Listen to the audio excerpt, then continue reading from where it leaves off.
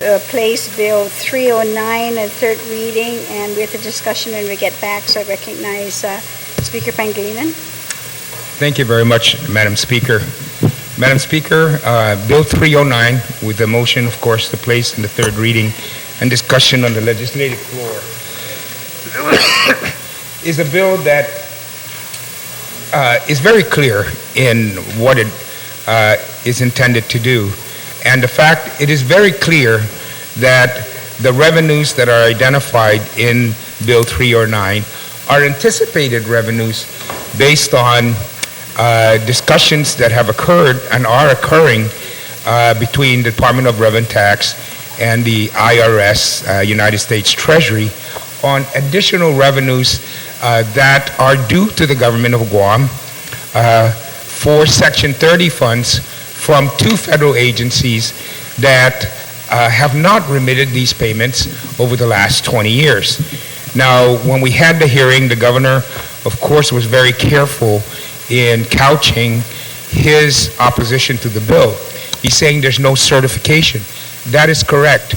Certification happens when the agreement is struck between the local agency of the Department of Revenue and Tax, which administers the IRS tax code, and the IRS, and they agree on that amount, and that is the certification then that is transmitted to the Department of Interior, and the Department of Interior sends an invoice to the IRS, and the IRS remits it based upon the governor's request.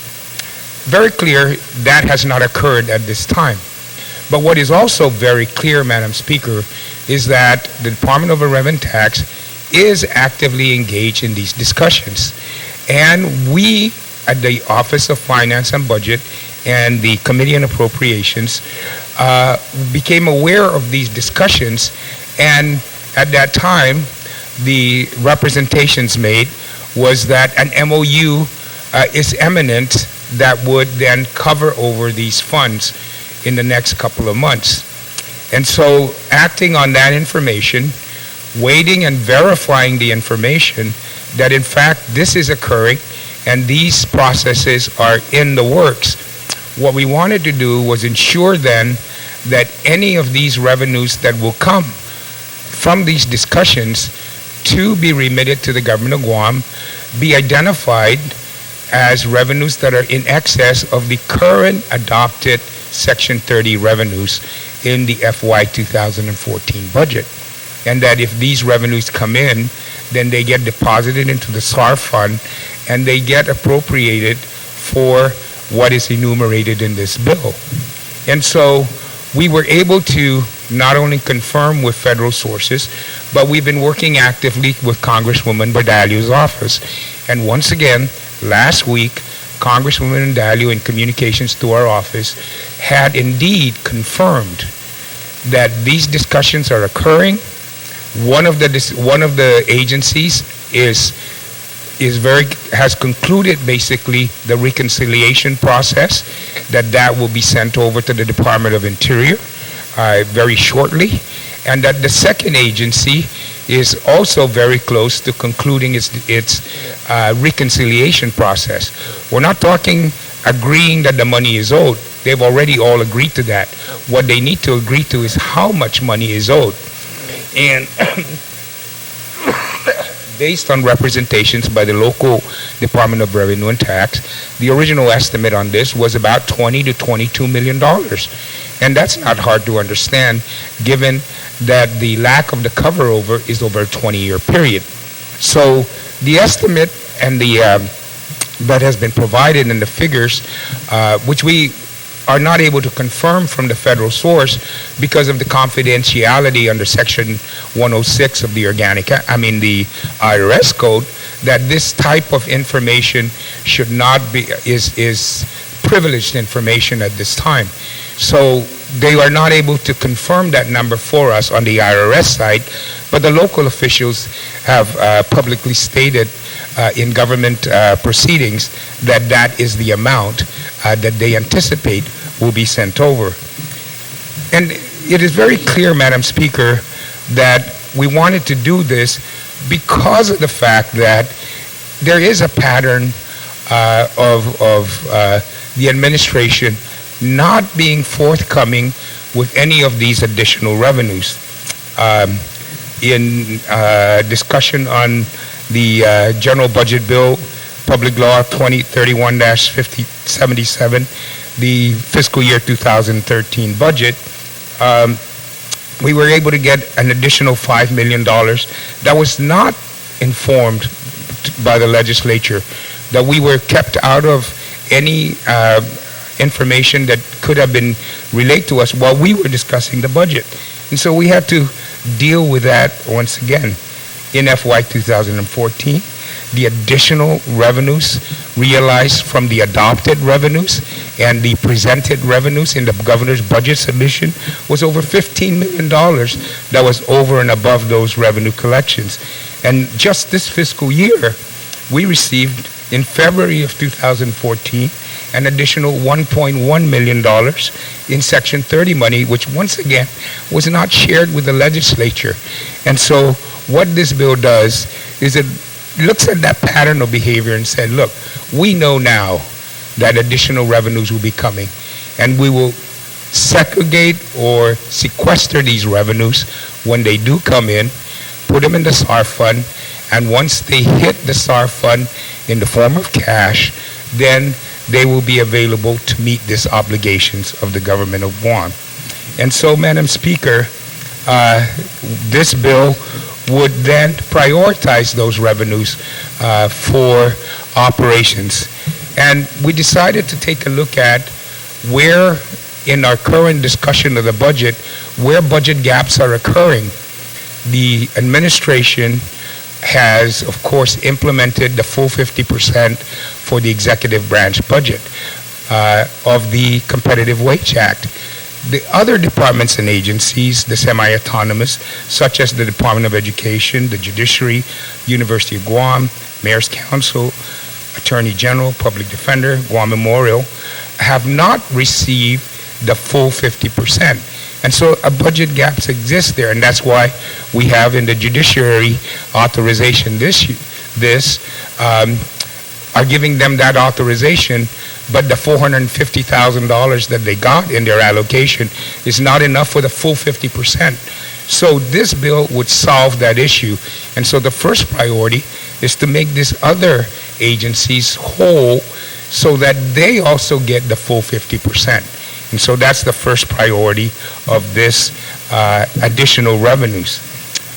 In addition, the upcoming fiscal year will also require additional revenue for the implementation of the remaining 50%. And that, in the governor's budget submittal, these agencies, once again, did not get any allocation for the 2015 full implementation of the HAY. So this will cover the balance of the 50% and FY 2015 going forward. In addition, Madam Speaker, we have seen the issue and the problem that exists at GW High School, and the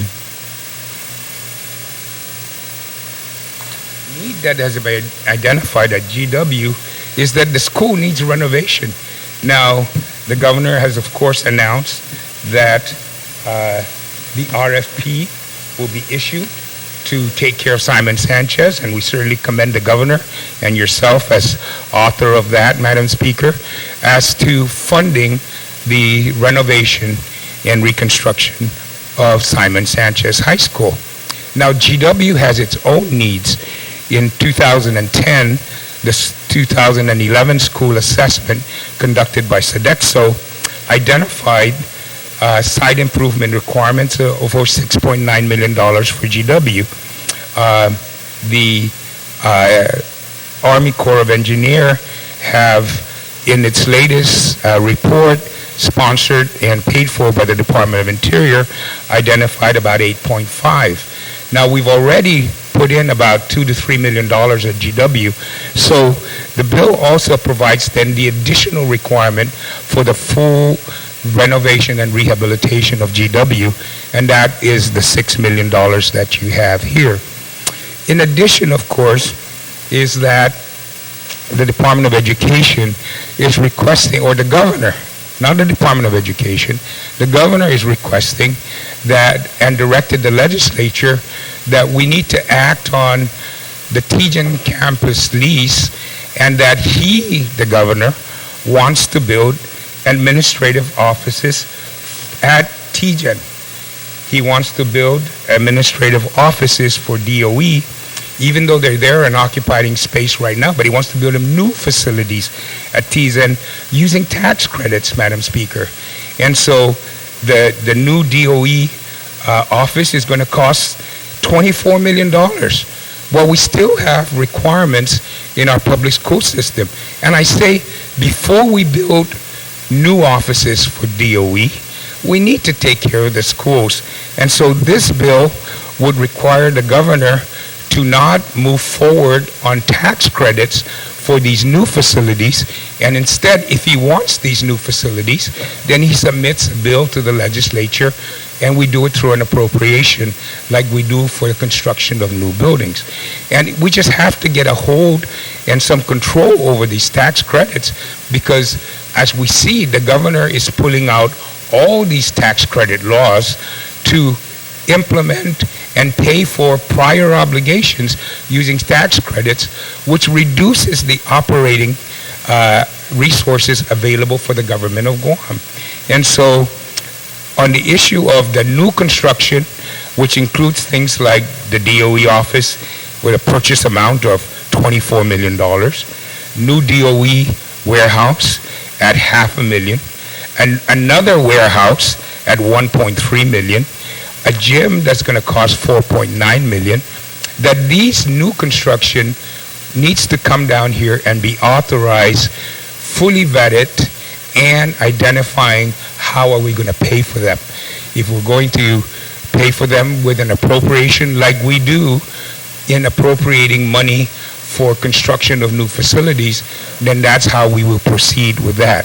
And so it would just say that you can't use tax credits to pay for these new facilities, and you must request additional authorization from the legislature, Madam Speaker. In addition, Madam Speaker, it also identifies needs for the Guam Police Department. And so the bill also provides for 20 new full-time police officer one positions for fiscal year 2014. So they can move forward once this money is received to put that new police cycle in place to help resolve the war on crime and, you know, the crime spree that we are all seeing in our community and all trying to get a handle on. The dealing with the victims of crime, it also then provides for a prosecution team at the Office of the Attorney General, which includes 2 Attorney Generals, 2 paralegals, 2 secretaries, an investigator, and 2 victim advocates.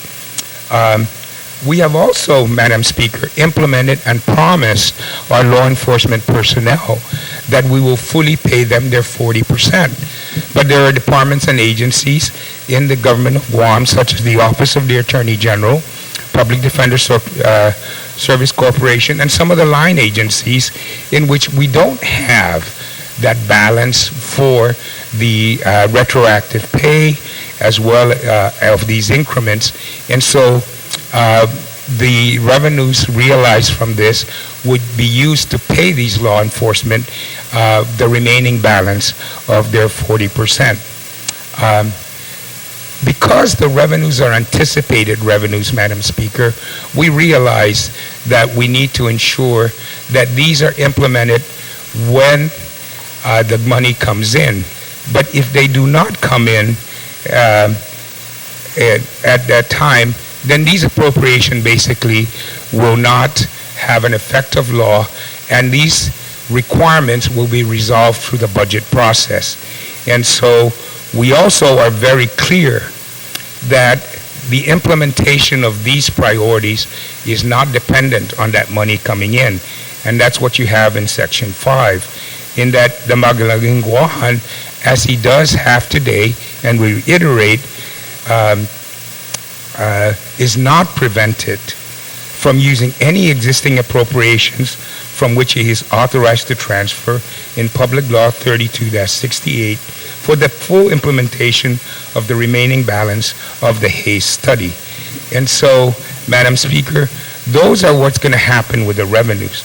How do we resolve the issue of this pattern of withholding information regarding Section 30 and its remittance to the government of Guam?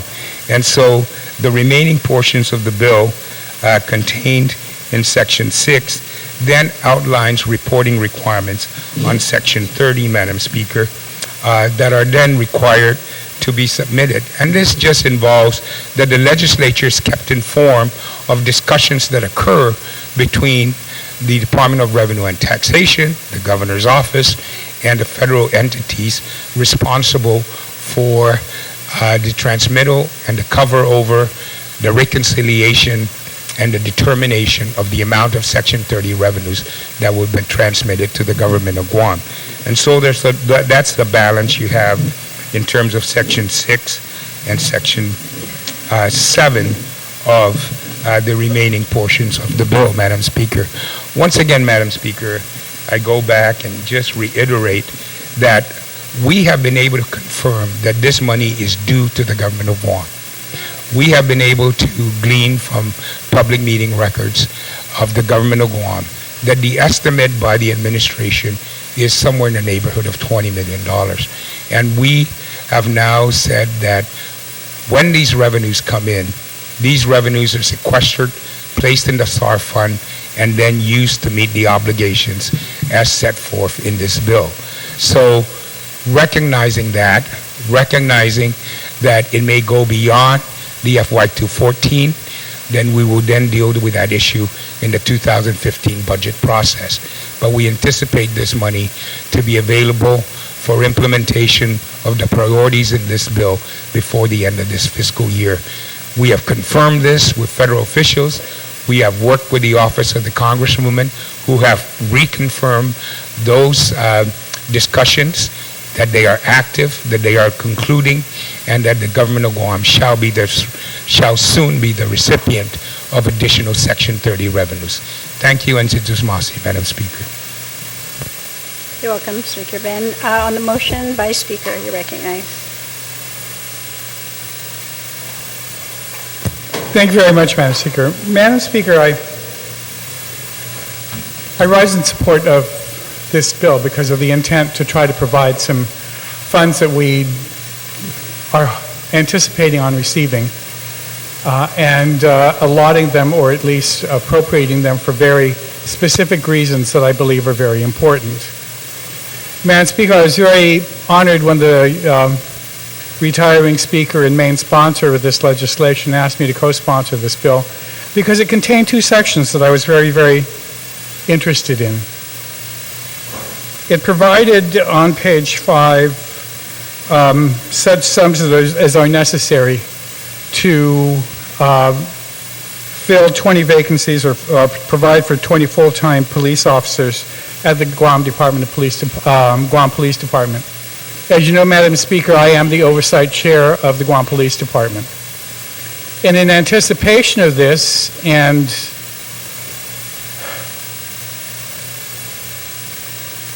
not wanting to say, I wanted to take a leadership role and not allowing it to just go by without looking. In May, last month, on May 6, I sent FOIA requests to all of the departments within my jurisdiction, under my purview. And two of them were the Police Department and the Department of Corrections. And my FOIA, I had to make it a FOIA because I wanted to know from these departments, what is it that you need to be able to operate your department? Not what did BBMR tell you is the ceiling that you should live within. So I wrote a FOIA request, and in it, I asked for a quote, the Guam Police Department optimal budgetary funding level and its corresponding justification in light of the department's core mandates This request is separate and apart from the department's budget as submitted by the executive branch to the legislature. What I wanted to get, Madam Speaker, was having been on that side of the street, though it was many decades ago, I understand that BBMR and the governor's office will give you a limit. But as the director of your department, you also should have an optimal budget, and in it, you have everything that you believe you need to fulfill your mandate. I wanted to know that as the oversight chair of the Guam Police Department and the Department of Corrections. In response to it, I got an email back from DOC that said they're perfectly satisfied with what is in the executive budget and are not going to be making any additional requests. Madam Speaker, I want to use this opportunity to, though I'm supporting, and I support it, and the reason why I signed on as co-sponsor of this bill is because I want to provide GPD the additional personnel in new recruits so that it doesn't necessarily have to be all overtime. I'd like to read into the record, Madam Speaker, the letter I got in response from GPD. And it's dated June the 4th, addressed to me, a request for GPD's optimal budget request and funding priorities. Dear Vice Speaker Cruz, Buenos and half a day. On May 6, 2014, we received your request under 5 GCA Chapter 10, Section 10103, the Freedom of Information Act, for documents pertaining to the following, quote, the Guam Police Department's optimal budgetary funding level and its corresponding justification in light of the department's core mandates. This request is separate and apart from the department's budget as submitted by the executive branch to the legislature, end of quote. The letter goes on to read, 5 GCA Chapter 10, Section 10103A provides in pertinent part that, quote, every person has the right to inspect and take a copy of any public document, end of quote. They continue to write on. We are not in possession of any of the documents that details the Guam Police Department's optimal budgetary funding level and its corresponding justification in light of the department's core mandates as specified in your request. Therefore, there is no responsive document for GPD to produce pursuant to your request. Thank you for your understanding of this matter. If there are any further questions, please contact. I just wanted to put that on the record, Madam Speaker, because I didn't want this day to go by to have any member of this legislature or the public, more importantly, to think that I have been derelict and not exercising my leadership responsibility as oversight chair in asking the department to tell me what they really, really, really need. And that was the response that I got. But I still support this bill because I truly believe that they need those additional personnel. And I know that I've seen them out there, the recruits out there, and their training. So I want to support that. But I really do believe that the departments have to work with us.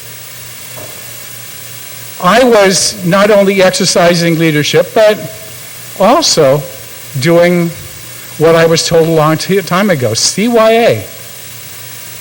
Make sure that they can't possibly say that you didn't ask. And I did ask. And both of them said they didn't need any additional money besides what was already in the budget. And I understand that. And many of you have suffered public hearings with me where I go up to departments and say, I really don't care if the BBMR staffers in the back, tell me how much you need so that we can appropriate for it.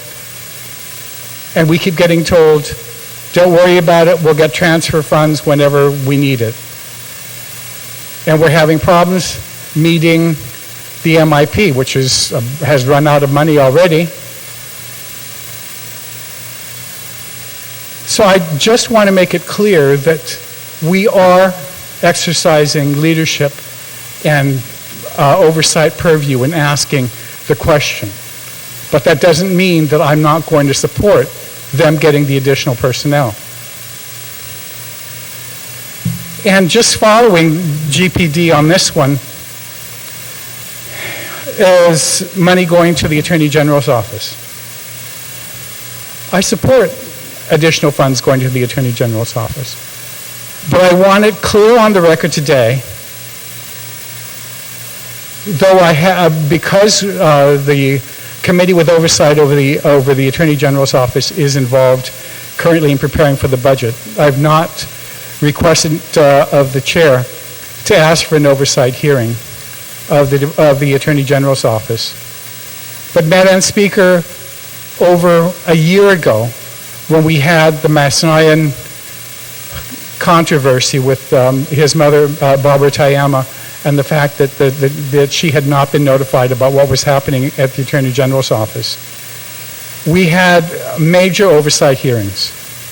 At that hearing, the Attorney General's office promised to produce and issue SOPs on how to handle plea agreements and the rights of victims. They did. In April and in May, they promulgated an SOP as it relates to how to deal with plea agreements. They also issued in May standard forms which are supposed to be filed in each case in which they have a plea agreement. Each case. And they're supposed to tell the judge that they've contacted the victim, and the victim knows about the plea agreement, and the victim agrees with the plea agreement. Well, many of us received emails from a young woman just within the last month complaining about the fact that she was opposed to the fact that her case was going to be pled down, and then found out that the defendant was allowed to leave Ireland.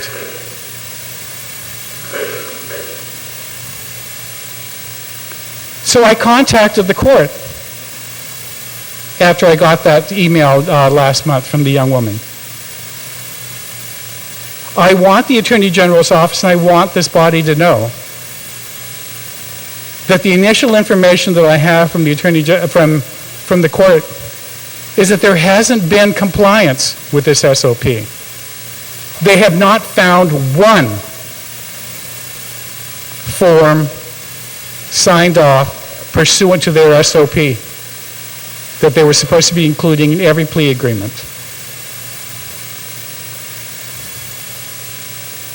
I've now demanded of the court to provide me with copies of the minute entries in these cases because I want to find out what the attorney told the judge, or whether or not the judge even asked if the victim had been contacted.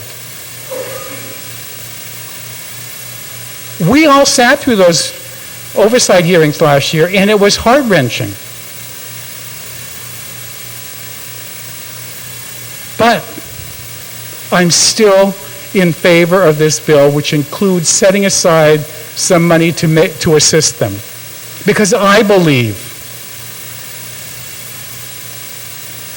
that everything we can do to assist them in that, with the additional attorneys and hopefully with the additional victims advocates, will be able to comply with their SOP. I don't want to receive any more emails from victims who claim that their rights have been violated. So I rise in support of this, but I just want it understood by all the departments that I am aware of what's happening out there. And though I'm supporting giving additional funds, that does not mean that I'm giving you a pass for your inaction or your failure to comply with the SOP that you promulgated on your own. But I believe that we need to have additional police officers out there to make our streets safe. And I believe that we need additional attorneys to assist in the prosecution so we can move these cases faster, and hopefully, with additional victims advocates, be able to make sure that our victims are properly contacted, kept informed, and treated with compassion, and understanding, unlike what was in that email that was sent to us. So though I rise in support of this piece of legislation, and I'm glad that I'm listed as a co-sponsor, I just want it very clear that I am not happy, in fact, dismayed at the way some of these departments are behaving in not assisting us, assist them, or not complying with their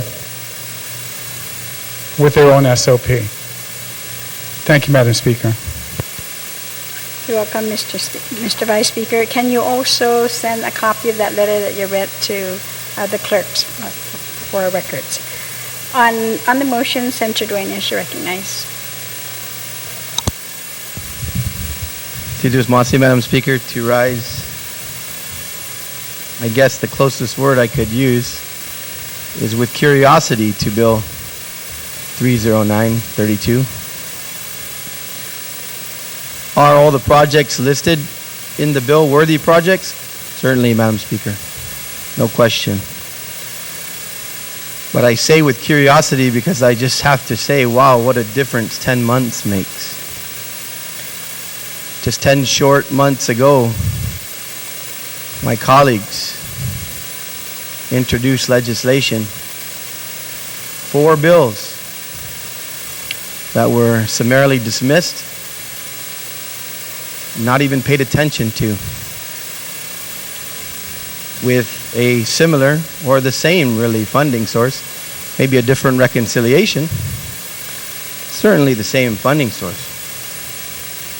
Madam Speaker, I'm sure we all remember that $15 million. I also guess I rise in curiosity when I hear the comments. I guess some of us need some better friends in Washington. But Madam Speaker, when my friends, when my colleagues on our side of the aisle introduced that legislation, it was a simple perusal of the AS 400.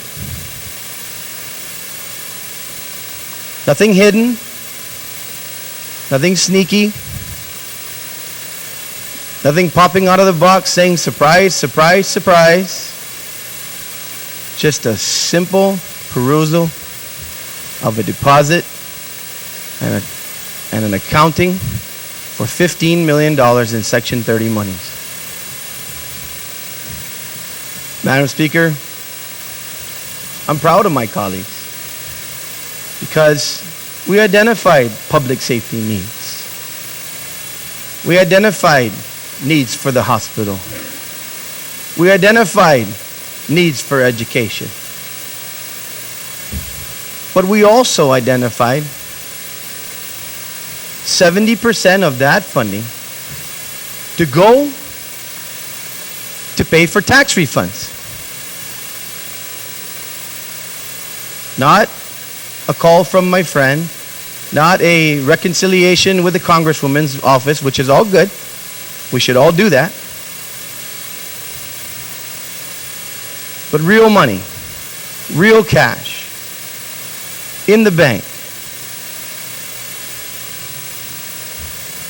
Madam Speaker, I can mark at least 4 times during this discussion on a number of bills here on the floor today. And I'm happy to have heard it.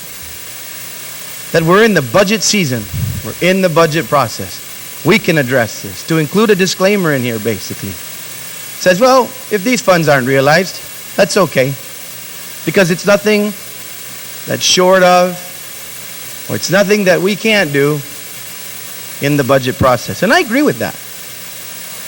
Been at the hearings. The discussion on the Attorney General's office. I was there. $7 million. Wow.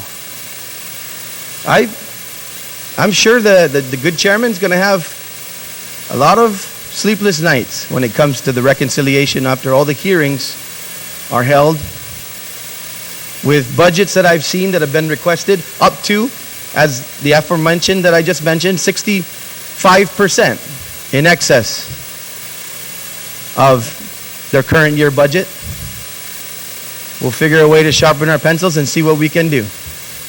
When I asked the judiciary, hey, you're right. Those things mandated by law. Every bill we're talking about in advance of appropriation today and have been talking about is predicated on what are you going to do about the implementation of the Competitive Wage Act? How are we going to handle that? Rightly so.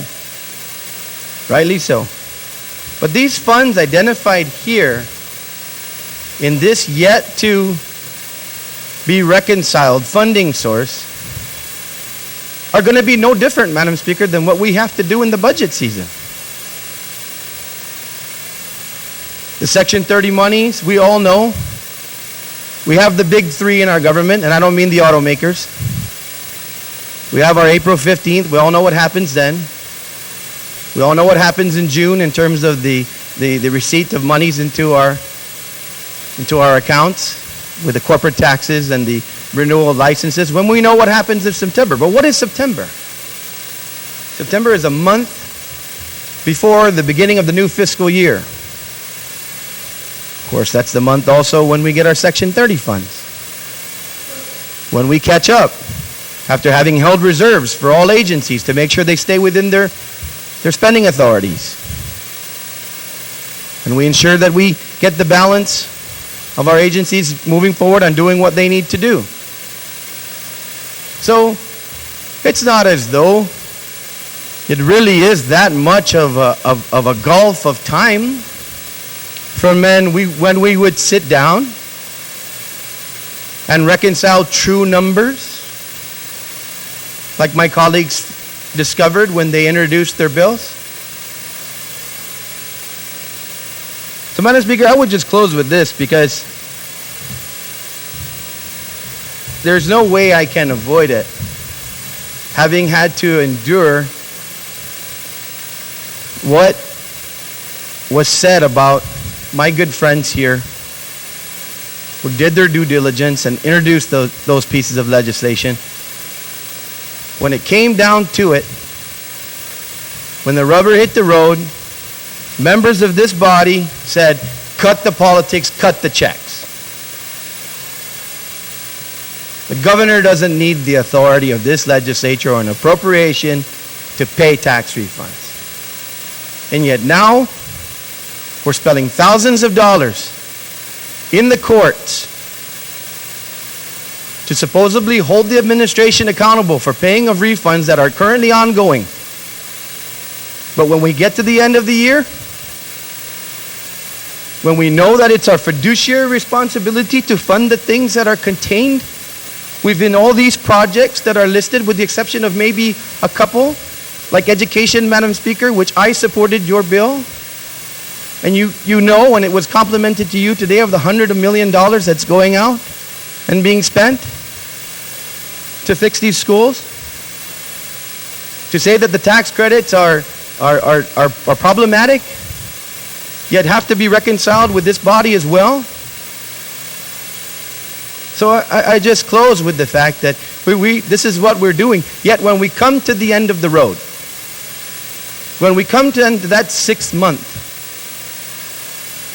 that the court has ordered for payment,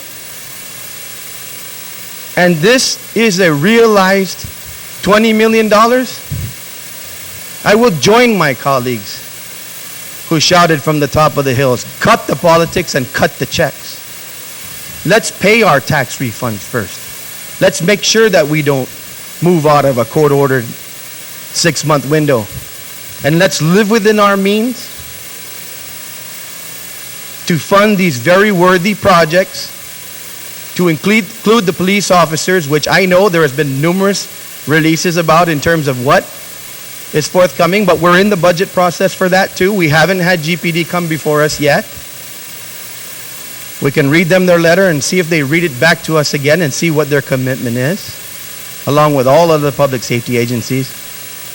But I, Madam Speaker, for one, will go on the record now saying that, at least from my perspective, the first priority, if this windfall is to be realized, should be to make sure that we make due on our obligation pay our tax refunds, which is our obligation, and then live within our means and budget for all these worthy projects in the FY15 budget. Thank you, Madam Speaker. You're welcome, Senator. On the motion, Senator McCready.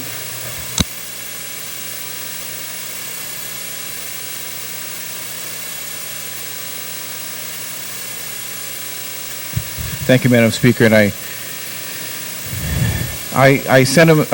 echo the sentiments of the retiring speaker when it comes to supporting the intent of what we're trying to do here. You know, obviously, we're a body of 15 who creates and makes laws, and some of us do so more responsibly than others.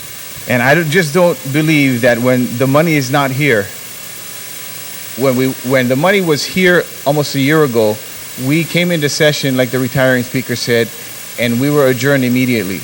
But the money was in the bank, the $15+ million. The money is not even in the bank.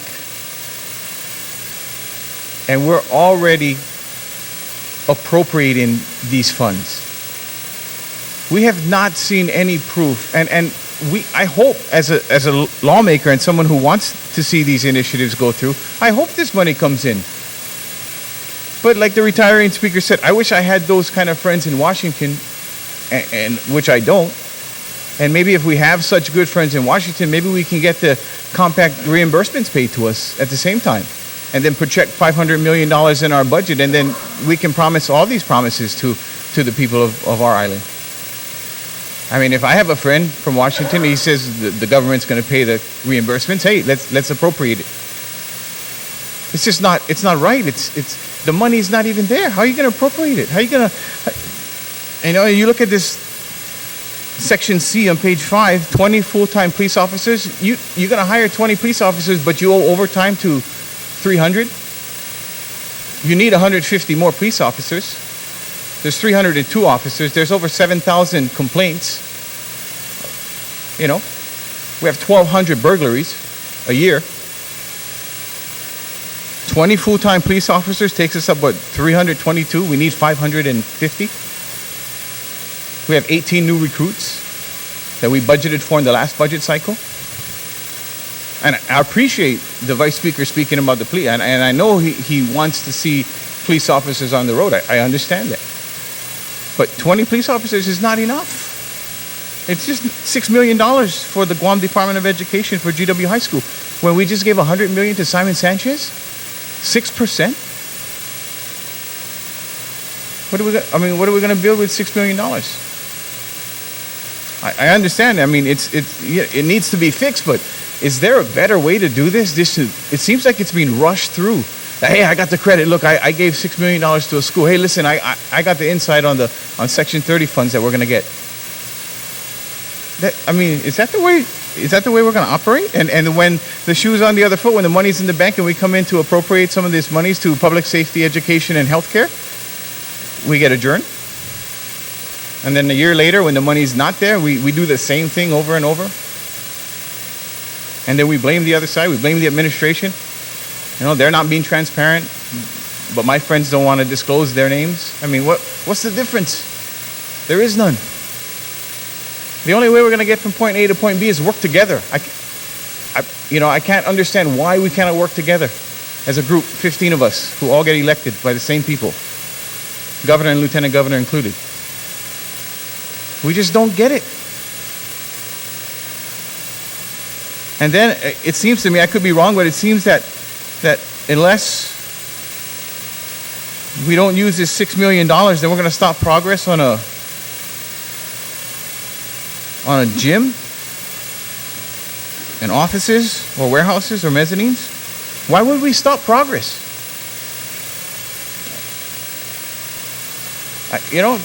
Why? Well, aren't we here to progress together as a team?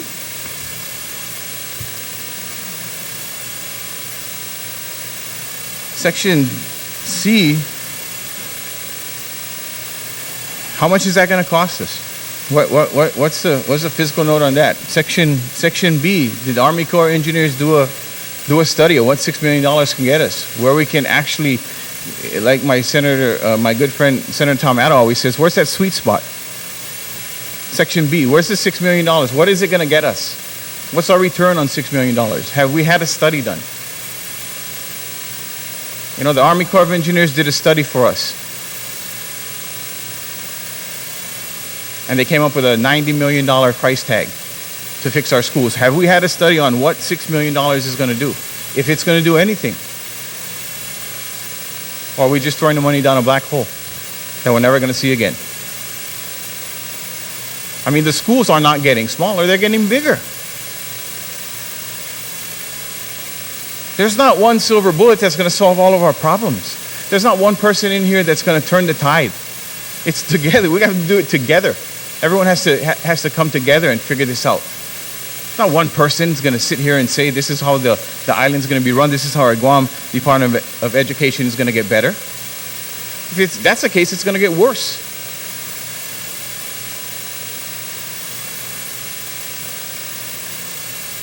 You know,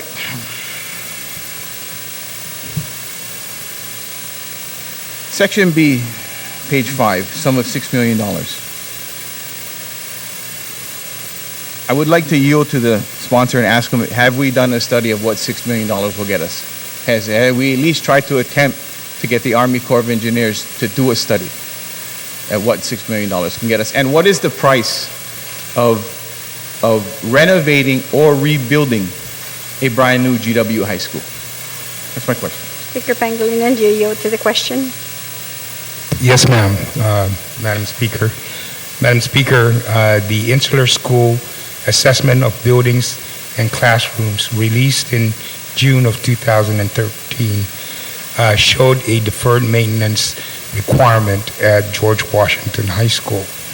It showed a structural requirement of $366,799, showed exterior improvements required at $817,567. It showed roofing requirements of $5,424,575. It showed interior improvement requirements of $573,850,000. It showed mechanical improvements required at $409,199. It showed electrical requirements at $667,921. It showed plumbing requirements at $306,943. And that is in addition, and that totals $8.5 million. Between the time that this report was issued and assessed, the improvements at GW using ARA funding and using STEM funding at GW totaled in the neighborhood of $2.8 million, I believe, in improvements done at GW High School after these assessments. And so, Madam Speaker, that is from the Army Corps of Engineers study that my good colleagues is requesting information from. And I direct him, of course, to the Guam Department of Education website to fully read that report so that he can understand. Simon Sanchez was part of that assessment. This bill, Section 5, does not prevent, as the good retiring speaker alluded, does not prevent the issuance of RFP for the repair of the other schools and the $100 million that is being issued. In no way does it interfere with that requirement. It just resolves the GW issue. The RFP identifies funding for Simon Sanchez as you require, plus the additional requirement. If you fully fund Simon Sanchez, you still have a gap of over $40 million of deferred maintenance as provided for in the initial Insular School Assessment Report by the Department, by the Army Corps of Engineers. So in response to that, those are the numbers, and that's from the report that he's requesting information from. And once again, as I directed the retiring speaker on the issue of, is there authorization to fund construction of public safety facilities? It's in the law, and so these information is already on the website. Please refer to that website, and then you can ensure then that you fully understand what is being proposed. Thank you, Madam Speaker. That answers my question, and I'm well aware of the deferred maintenance program. And the $5 million that he was talking about on the roofing should have been addressed already through the deferred maintenance program, so it no longer would. Speaker, is that we need and a requirement. It's not being addressed right now. Yeah, they're not. There is no money for that deferred maintenance. That's what part of the $6 million will address. Yeah.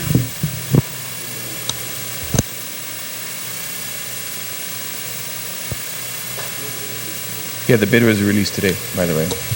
And in that bid also, Senator Yamashita's provision of a study, actually. So the Be actual money that GW really needs to cover their shortfall is $5.5 million. So it's not $6 million, it's $5.5 million. But on top of all of that, we don't have the money. So what are we? It's an unfunded mandate, it's an unfunded promise. What happens if this money does not come in as expected? What happens if this money comes in a year late, 2 years late? What happens then? What do we do? Do we repeal and then reenact the law? I mean, what do we do? No, Madam Speaker, we don't. If the money doesn't come in, the portion of the bill says that we go with the current plan, is that the bond. The governor then can prioritize the needs of GW from the residual. So then let the governor prioritize. So, Why do we need the bill? Let him prioritize. because we're trying to free up as much money as we can for the other schools. That's kind of what I was talking about, Madam Speaker. With all due respect to the retiring speaker, why not let the governor do his job? Let him prioritize it. Why do we have to put handcuffs on the governor and try and micromanage him? It doesn't seem like we're going to get anywhere again. This bill's going to get vetoed. And then you're going to come back here and try and override it. And it's not going to make it. And we get nowhere. Why can't we just work together? Why can't the author walk up to Adelup and have a discussion with the governor on finding ways to improve GW High School? Well, why can't? I'll walk with him. I'll take him there. I mean, why can't we do that?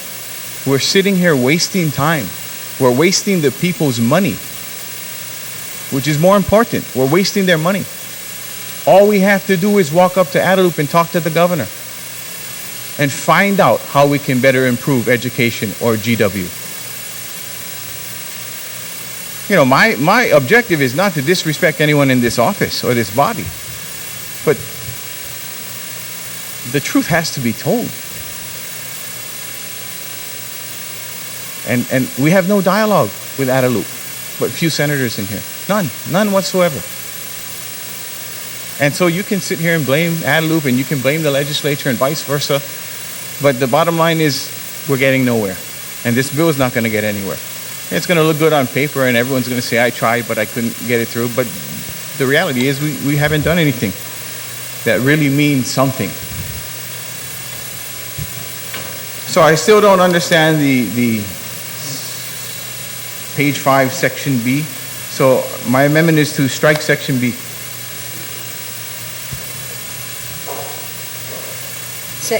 Section B on page 5? Yes. There is an objection. All in favor then to delete section B, which is on lines 3 to 17 on page 5. All in favor, please raise your hand. Motion fell. You still have the floor, Senator.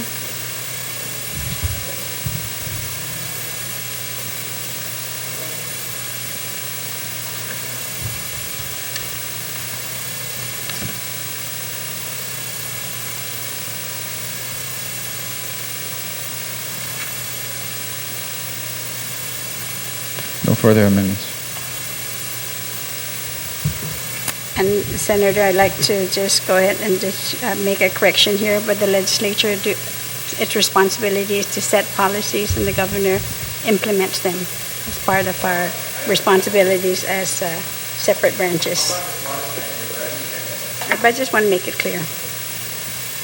On the motion, I have Senator San Nicolas.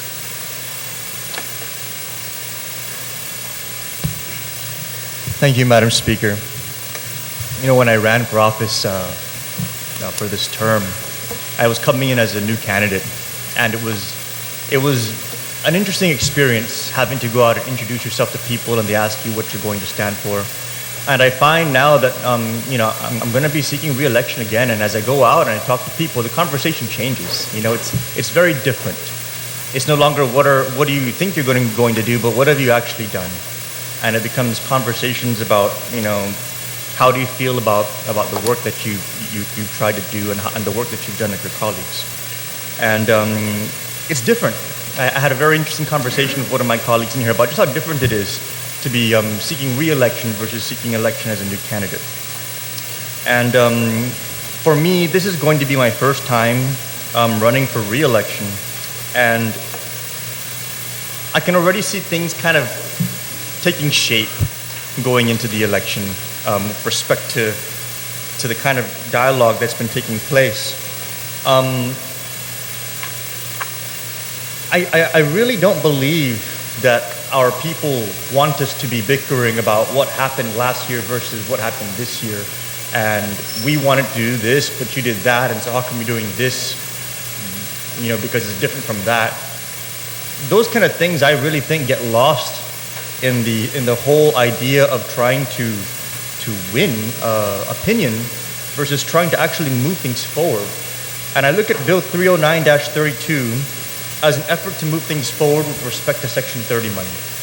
Now, Section 30 money is it's a unique funding source to our government. It comes in August, more or less. And August is just maybe 60 days away from the end of the fiscal year.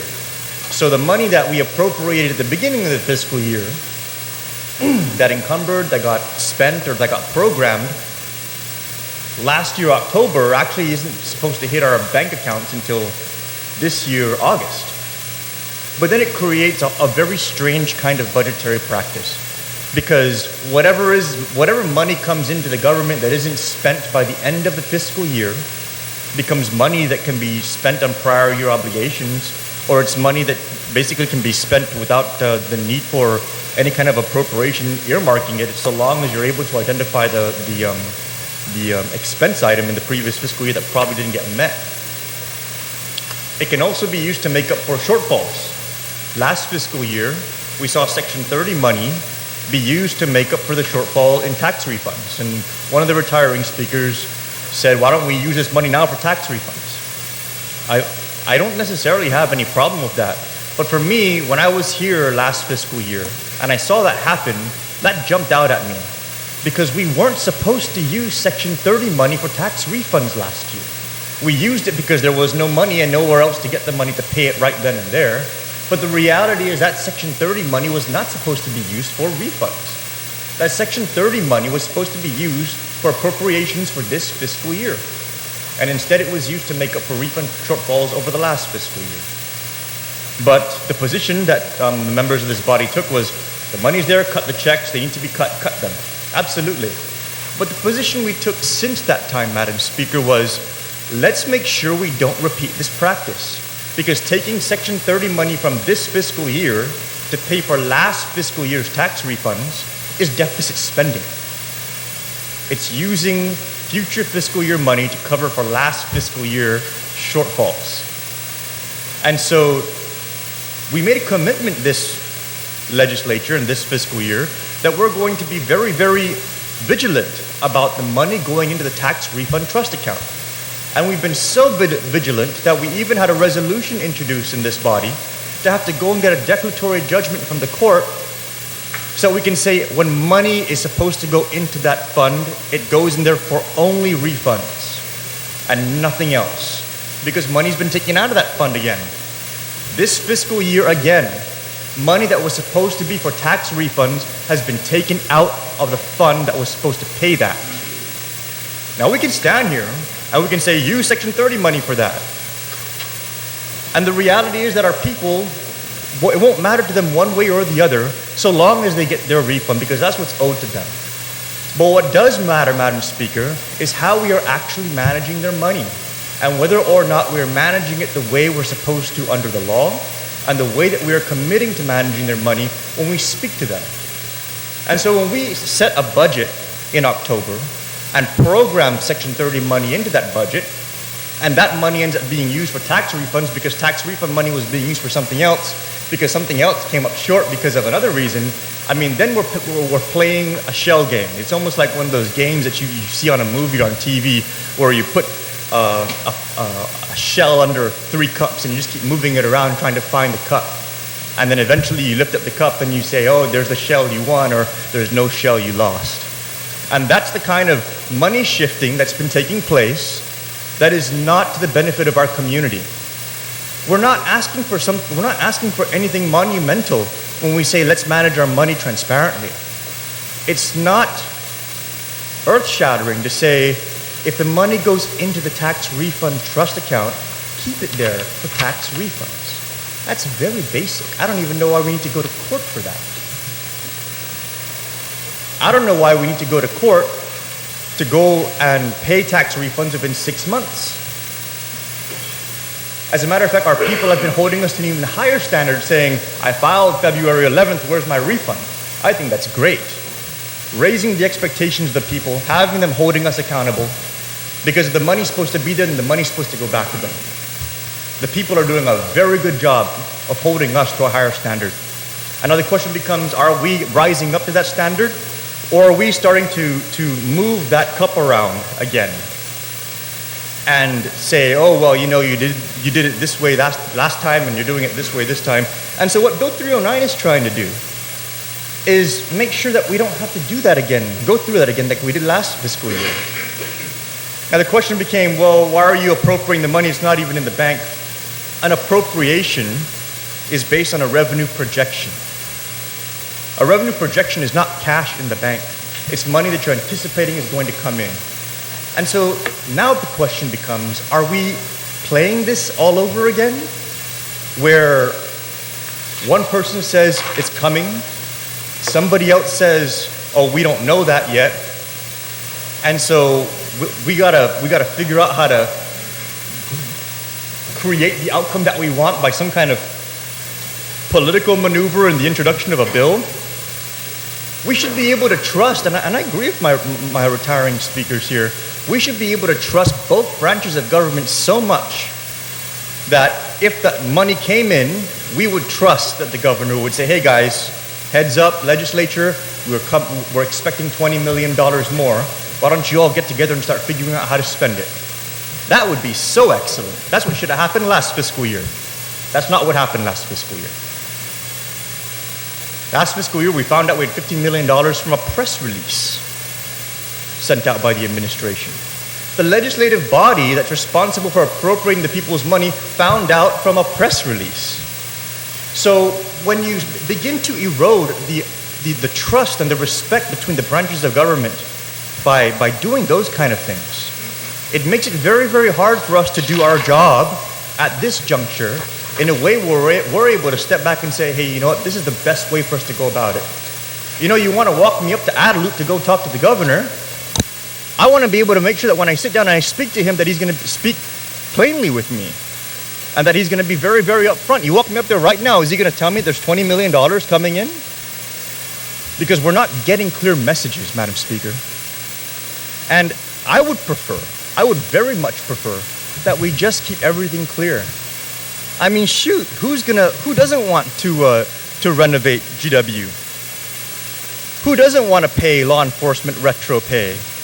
Or who doesn't want to pay the unpaid hay study plan that hasn't been implemented? We all want to do that. So why does it matter who does it? If we do good things for our people, we're all winning. And I'm not talking about victory. I'm talking about our community getting better.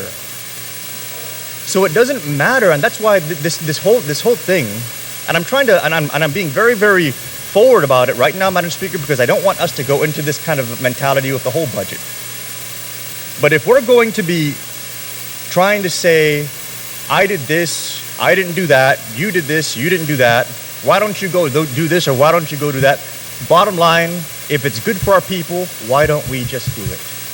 And so if that $20 million is coming in, why don't we just figure out where the best place is to spend it? And if we have problems with these places, if there's anything in 309 that we have a problem with in terms of spending, let's discuss that. That's something that I can definitely sit down and discuss. But if the problem is going to be, oh, how do you know the money's coming in?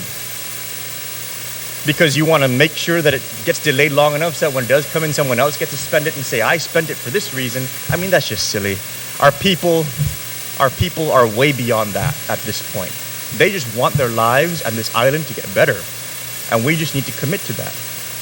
Now, that being said, Madam Speaker, I do have some concerns with this bill, and I was hoping I could get some clarification from the author. My first concern is this money that's coming in terms of anticipated Section 30 money.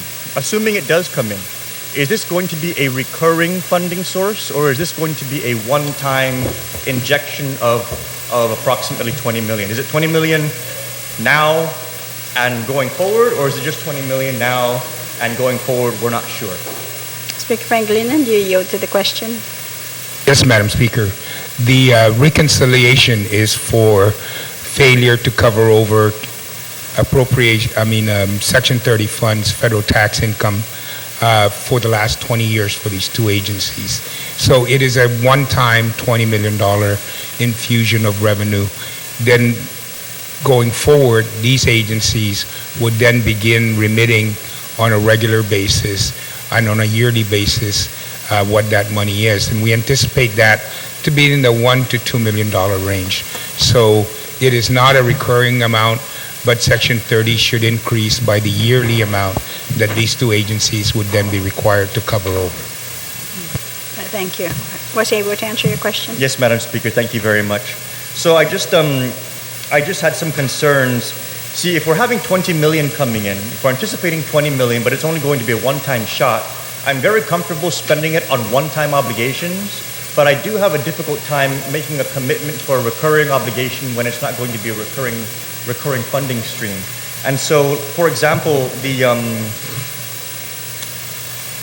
the hiring of 20 police officers, I would like to get clarification on whether or not that will be covered, because that will be a recurring cost, whether or not that will be covered within that 2 million. And then also to the amounts that we're looking at, because the 2 million is recurring, I'm trying to match recurring expenses with recurring funding sources.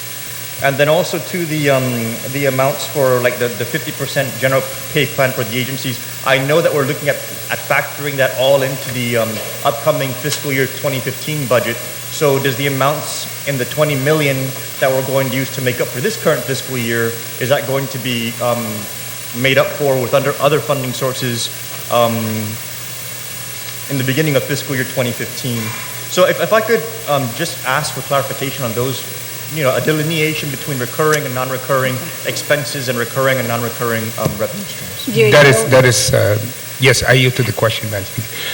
It is the intention, and we are working with the Office of Finance and Budget, that these new positions will be funded in the 2015 budget from other sources and other revenue collections. So while in this fiscal year, it is this money, that 20 million that we used to fund it for this fiscal year, in the upcoming fiscal year, we will build that into the budget for the Attorney General's office and the departments and agencies of the government of Guam on the balance of the pay plan moving forward. Senator, you still have the floor. Thank you, Madam Speaker. I just would like to conclude by saying I support Bill 309, and I look forward to our colleagues keeping the dialogue focused on issues and whether or not it's going to be good for our people. And I'm going to do my best. I know that I haven't been the best. But I'm going to do my best going forward to try and do the same. I think that it'll be a breath of fresh air for our people if we can go through an election cycle that's issues focused and work focused, and I think that Bill 309 is a representation of good work and an intention to put money in the right places. Thank you, Madam Speaker. You're welcome. On the motion, Senator Rodriguez, you're recognized. Thank you very much, Madam Speaker. Madam Speaker, I'm not too much of a fan also in looking at what is expected to come in, and then from there, making these different appropriations on where this money that we're not too sure. I mean, I think I'm pretty much sure that something is coming in, but just not knowing exactly what that amount is something that kind of concerns me. However, just like our colleagues have talked about here, all of these items here that are mentioned are absolutely legitimate and items that need to be addressed. However, there's one issue, there's one program that I believe needs to be addressed immediately, and that's the Medicaid program within the Department of Public Health and Social Services. In the second quarter of this fiscal year already, there was a shortfall. There was an anticipated shortfall already with the program.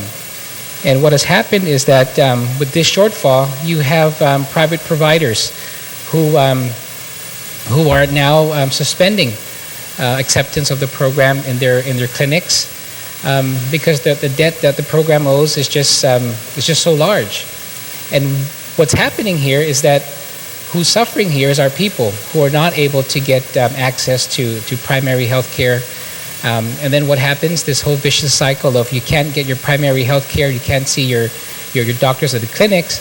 When you get to a point where it's severe, it's a crisis in your health, you end up in the emergency room at the Guam Memorial Hospital. And that, of course, we know just causes a bigger problem for a hospital. And so, Madam Speaker, earlier this month or last month, the Committee on Health wrote a letter to the executive branch raising this concern about this shortfall, this huge shortfall in the Medicaid program. And so I think I really see an opportunity with Bill 309 to address this by providing language that would allow, once these funds come in, regardless of how much it is that the executive branch, the governor, would have now the authority to use these monies, and for us here to set that policy that we are looking at this shortfall in the Medicaid program as a serious matter, and that we are going to include language here that addresses that. And so, Madam Speaker, I'd like to proffer an amendment on page 4. And as the bill is written, it says that I'll read from page 4. Section 30 funds in Section 2IB of this chapter, separate and apart from the Section 30 funds received for fiscal year 2015, shall be transferred to the Supplemental Appropriations Revenue Fund and is hereby appropriated from the SAR Fund for the following purposes and in the following order of priority. And because we have the language of the following order of priority, I like to amend and put as item 1 is the amendment to, it'll read, now it'll be A and everything else would be renumbered. There'll be such sums that are necessary to cover the financial shortfall of the Guam Medicaid program to be used as local matching requirements with available and authorized federal matching grants and aid to the Department of Public Health and Social Services for FY 2014. And, not to say, Madam Speaker, that the funding, the Competitive Wage Act, fully funding it is not a top priority.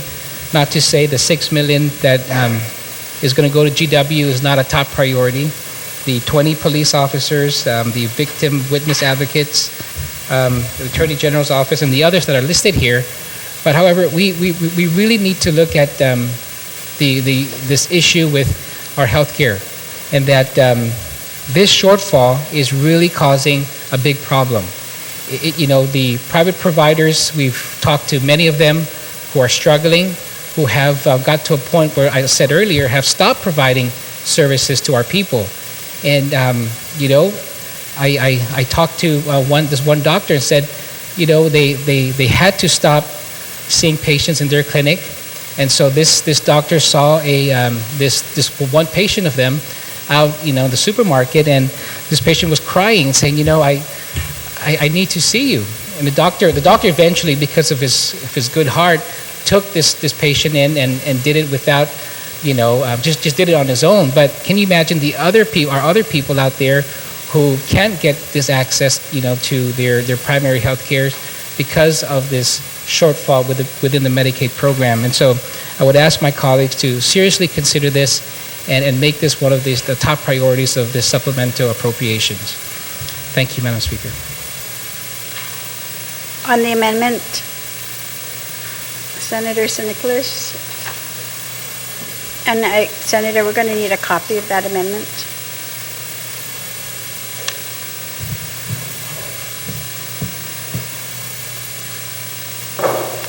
Senator San Nicolas, you do have the floor. Thank you, Madam Speaker. I share the serious concerns for the state of our healthcare on this island. But I'm a firm believer in the idea that in order for us to solve our healthcare problem, we actually need to invest in it. And to invest in our healthcare situation means for us to actually put money in that's going to generate a consistent rate of return. Medicaid and putting money into Medicaid does have its attractiveness because we get matching money. We almost turn $1 into $2. The problem is that even though we take $1 and turn it into $2, that $2 isn't invested. It's spent. It's spent on services.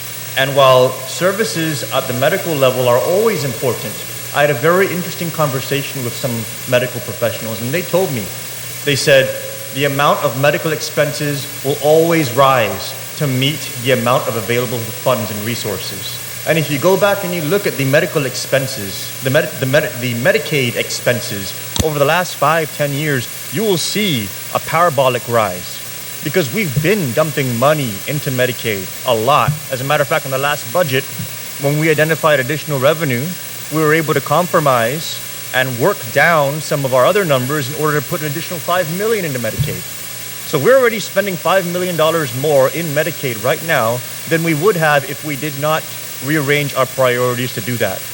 Now, if we have this $20 million going into the Section 30 fund, that entire $20 million can get dumped into Medicaid. It probably will get matched up to $40 million, but it will be spent.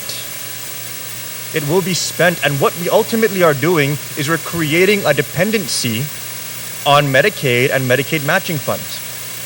And that dependency is very unhealthy because the money that we're getting from Medicaid is going to reduce dramatically within the next 2 years. And so I really believe that we need to focus resources on investing in improving the access, availability, and quality of healthcare that we have here on the island. And there's so many ways for us to go about doing that. We can fund trust funds that will keep programs going. There's so many different options, and I'm willing to explore them. But to say that we're going to be spending money in a certain priority and the first priority is going to be Medicaid, what we're basically doing is we're giving a $20 million Section 30 blank check that will be matched up to $40 million in a blank check that will go to meeting operational expenses at the hospital when the hospital needs to go out and fix its collection problem, when the hospital needs to go out and fix its service provider problem. The hospital needs to get a handle on bringing in its own resources and its own revenue. I've been watching this, Madam Speaker, for the last 2 years. And I just sit back and I still haven't received, even up till now, after all my requests, an impact study on what the opening of the new hospital is going to have on the Guam Memorial Hospital. We still haven't received that. That new hospital is opening in September. So, constantly dumping money into the Medicaid program to subsidize the hospital when the hospital actually needs to be fine-tuning itself and becoming a competitive entity. Not a subsidized entity, but a competitive entity. We'll get to the subsidies when we cross that bridge, but we don't even know how vast that river is. GMH still hasn't even told us just how wide or how deep that competitive river is flowing with the opening of the new hospital. So I'm all for investing in healthcare and improving the hospital and making it more competitive. But just to say we're going to put money into Medicaid and that Medicaid is going to spike up in terms of the utilization, and yeah, it's going to result in more healthcare services for our people, but it's not a permanent solution. It's a temporary fix, and it's a temporary fix in two ways. One, the nature at which those funds are expended are for operational expenses, and two, the matching funds are going to run out in 2 years. So I'm actually very concerned because when we had a hearing with the Department of Public Health, and it was mentioned that as we've been putting more money into Medicaid, our dependency on Medicaid has now gone up to about $60 million. And once the Medicaid money starts getting cut off 2 years from now, we're going to be dropping down to about 25 million in actual available Medicaid reimbursements. So we're coming up to a cliff of when Medicaid is going to be able to constantly keep matching us dollar for dollar. And while it's a good thing for us to get as much as we can, we have to also understand that it's creating a dependency on a program that's not going to last, and that when it goes away, we're not going to have an invested permanent solution in place to make up for it. That is something that I think that we should be working towards. So when we have the discussion of how we're going to spend this 20 million, and we remember the fact that this 20 million is a one-time shot, for me, I'm very committed to taking one-time injections of revenue and making sure that it's invested in something that's going to give us a lasting return. Medicaid will give us a 50%, a 100%, it's matched 50%, but it'll give us a 100% return on investment, but it will get expensed. As the healthcare professionals share with me, medical expenses will always rise to meet the availability of funds. So let's take this money, let's invest it in things that are going to last, or let's spend it on things that are going to make up for liabilities that are still out there and accrued, such as our pay plans and our unfulfilled retroactive pay, the pay for law enforcement that's still pending. I mean, these are all things that we've already committed ourselves to.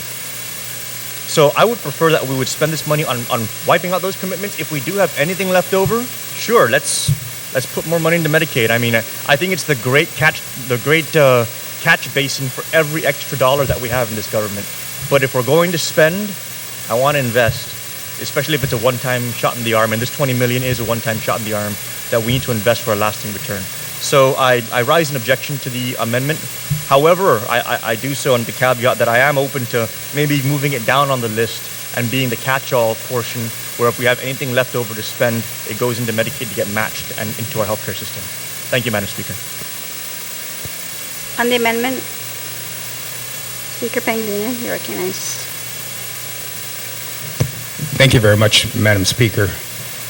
Madam Speaker, I don't think anybody in this body doesn't recognize the issue and the problem with the continued rise of healthcare costs on Guam, and the impact that continual rise of healthcare costs on Guam has on not only the individuals covered by the GovGuam Health Insurance Program, individuals covered by our Medicaid, individuals covered by our Medicare programs, and individuals covered by private insurance programs. I think we just had a informational meeting and briefing from the private insurance industry of what the Affordable Health Care Act has resulted in the cost of private health insurance for private individuals. And so we have a colossal problem with increasing healthcare costs in this. And as the good Vice Speaker has always mentioned, and I think he's won 3 trips to Paris, is that the cost of the MIP program and the Medicaid program in particular does not match the appropriation that we have. And so the Committee on Appropriations has worked with the Department of Public Health and Social Services Medicaid program to try and resolve that issue. One of the issues that we identified as a solution to that is contained in the budget bill that we have in this current fiscal year. And that is, for those that understand insurance and the billing process, services provided to patients do not get billed immediately by the providers of those services, whether it be doctors' offices or labs or hospitals.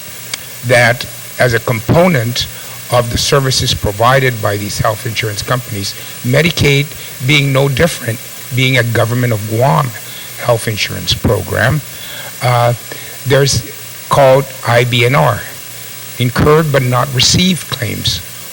And so for the Medicaid program, there is a time lag between the services provided by the doctor's offices and the time they submit their billing to the Medicaid office. Those bills are reviewed, adjudicated, agreed to, sent down to the Department of Administration for final payment. And so one of the solutions we figured out in agreement with the Department of Public Health and Social Services was that, and that rolls over. So that rolls over into the next fiscal year. And typically, your IBNR costs for the Medicaid program can run between $8 to $15 million in those 2 to 3 months or the last quarter. And so what we did in this current budget cycle is that we allowed 30% of the current year appropriation to pay for prior year obligations. And that is when those IBNR come in, get adjudicated, and paid in the first quarter of the fiscal year. So they've worked through that. We worked through that process. We found that that is a good process that allows the rollover of those IBNR into the next fiscal year while using the current fiscal year's budget. And we intend to do that again in the upcoming 2015 budget. So we worked through that process, so we're able to cover this shortfall under that process. In addition, of course, Madam Speaker, we find that it is the increased cost in this. So we got to find some kind of solution. And the solution is not to throw the money at it, but find out what's in the system that can be worked out to ensure that we provide the resources necessary to the Department of Public Health and Social Services for the operation and the payment of the services incurred by our patients that are covered under the Medicaid program. And so, Madam Speaker, as I mentioned, this bill was put forth understanding what the priorities are and the requirements are. And so I would like to stick to these priorities and requirements. And if we want to resolve and assist the MIP program, I would suggest that we don't put it at the top of the list. That we go ahead and say, if there is revenues in the collections and the remittance of these Section 30 revenues, that they be available for Medicaid. But let's put it as item 10 or 11, understanding that we have systems in place now that are going to help us move towards the end of this fiscal year and look at that issue in the budget and trying to provide the additional revenues in the budget cycle for FY 2015 that allow then the payment of this gap that occurs between now and the end of the school year to be handled in fiscal year 2015. And so I asked my colleague who introduced these amendments to consider that option, that we will provide and we will look at that 30%. Maybe the solution is that it shouldn't be 30%, it should be 40%. And that allows then the payment of these incurred but not received claims in the next fiscal year's budget cycle, and work at finding the additional revenue sources to address the issue of this continuing rise in healthcare costs, not only for the MIP program, and in this case, specifically the Medicaid program, but also the Guam Health Insurance Program. We're going to be in negotiations we're actually getting ready to issue the RFP for the Guam Health Insurance Program. We don't know what that cost increase is going to be. We see that the private insurance companies have told us that they are increasing the private health insurance program policies to private employers, and we can anticipate that if that is their practice for the private companies, that there will be some kind of proposed increase in the FY 2015 Guam Health Insurance Program. We got to resolve that issue also. We got to find funding for that increase as well, and that we try to resolve this issue for funding of the overall health care costs in the upcoming discussions in conjunction with whatever we are going to need and require for the Guam Health Insurance Program itself. part of that could be additional contributions by the, God forbid, by the employees or the government of Guam. And so part of the solution to the MIP could be taking a look at the benefit schedule, taking a look at the sliding scale schedules that govern the program and its operations, and maybe that's where we can find the additional resources necessary. But once again, Madam Speaker, you know, I understand the desire of the proposer of the amendment, but I ask that and would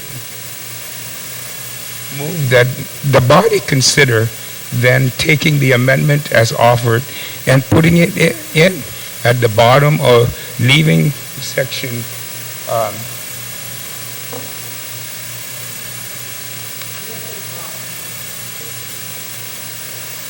section 4 as is on page 5, and then putting in the authorization then for using any additional revenues with the section 30 as a subsection F, if I read this correctly, in terms of rolling down the obligations and the priorities at this time. And then we will continue to work with finding some more permanent solution to the issue of the additional resources required for the shortfall that has been experienced by the Medicaid program. So my amendment would be to amend the author's amendment, and instead of putting the amendment on line 5 of page 4, would be to place the amendment on after subsection E, which would be on page 6, line 7, would be to then add a new section F with this amendment as being that subsection F. We have an amendment to the amendment now, which is to take, rather than subsection B, but to make it a new subsection F on that amendment. Is that correct? Okay. Senator Rodriguez. Thank you very much, Madam Speaker. Madam Speaker, I obviously would object to that because, as I said earlier, this is something that I would hope that we would prioritize, and if perhaps the compromise would be that on line 4 on page 4 that we take out the language that says in the following order of priority, then maybe I would be open to that, in terms of we have this legislation that passes and it gives the executive branch now that that flexibility, and okay, you make a determination what is the priority here, and I would hope at that point that health care and the Medicaid program would be a priority.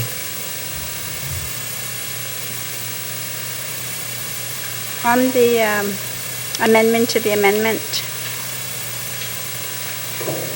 Senators. No, I mean, he said he would object to your amendment because we can't go to a third one. So we have to deal with or dispose of the new subsection F that's being proffered by Speaker Pangilinan. So on that amendment, Speaker Pangilinan's amendment, Senator San Nicolas.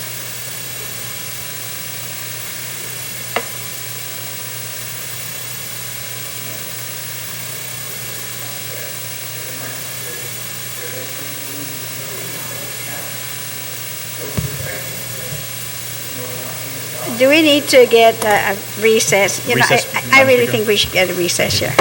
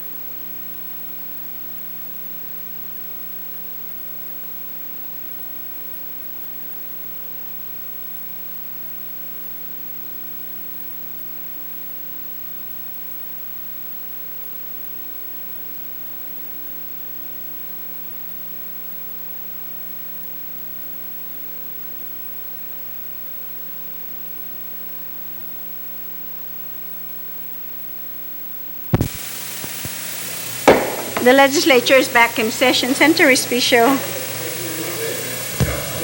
Thank you very much, Madam Speaker. Madam Speaker, I move that we recess until 9 a.m. tomorrow. Okay. We will be in recess until tomorrow morning at 9.